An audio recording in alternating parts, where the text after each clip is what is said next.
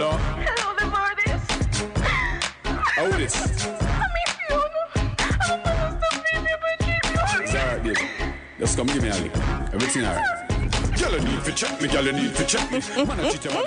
That is the voice of none other than Gabriel, a.k.a. Lavardi's, on the Kamasutra Riddim, which is a perfect segue into our interview with Mr. Mafia McKoy. But to give you a little background before we get to the interview, Loud Disturbance Records has been in business since 2002 and impacting radio airwaves, dance halls, mixtapes, you name it, for the past 10 years. You first heard them as part of the Block Icons Productions and the Chrome Riddim. Then you heard Mafia McKoy, a.k.a. Loud Disturbance Records, with the tune Taxi Fare by Mr. Vegas. And we also heard from him with the song Dance with Angels, which was a tribute to Mr. Wacky, a.k.a. Bogle. Since then, he's been producing hit singles with VP Records. He's been featured on the Strictly the Best compilation. He's been on just about everybody's album. You've heard him on the Dinki Mini Riddim, the Kamasutra Riddim. He's produced singles for Busy Man, Norris Man, Gabriel, a.k.a. Lavardi's, Egyptian, and so many others. Today, right now, on the telephone line, I am so happy and so proud to introduce to Toronto, to the UK, to Boston, to the world, Mr. Mafia McKoy. Maffy, sir, how are you? Oh, did we lose Maffy?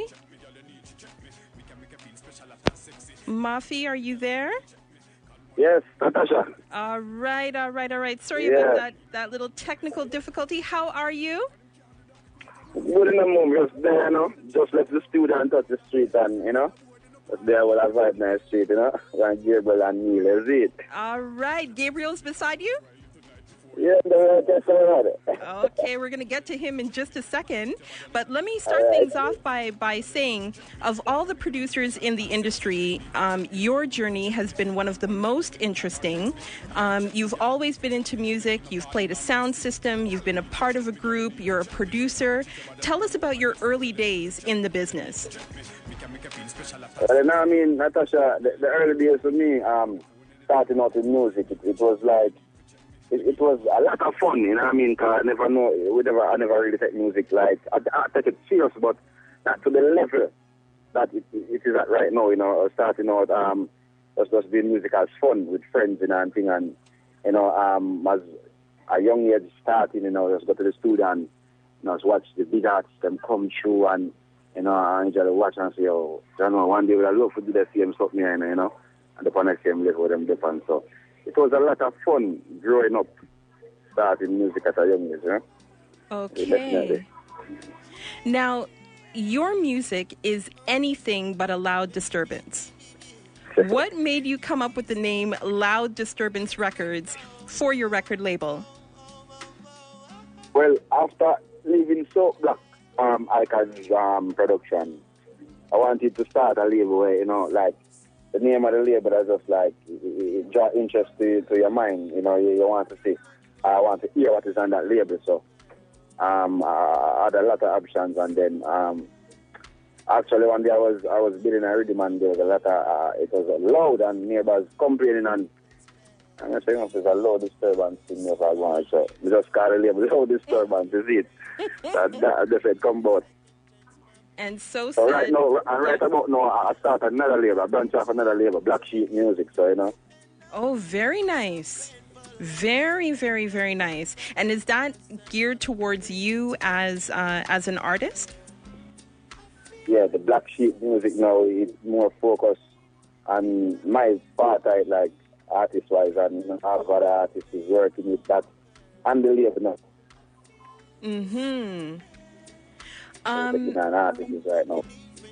Okay, so let me use that as a segue then into you're signed to Greensleeves as a producer.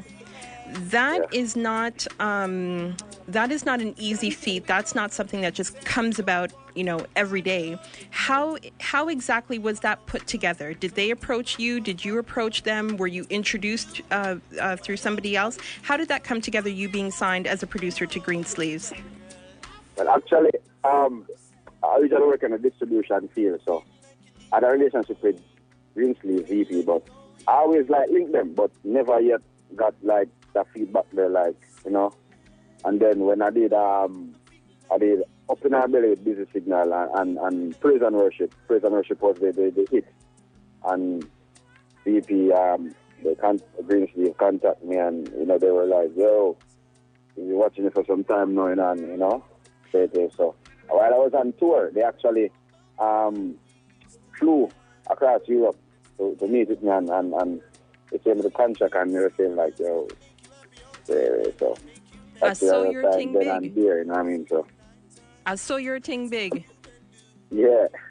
And when you say up in our belly, we are talking up in our belly. I mean, I know I'm not busy signal, but I just want to make sure I'm clear.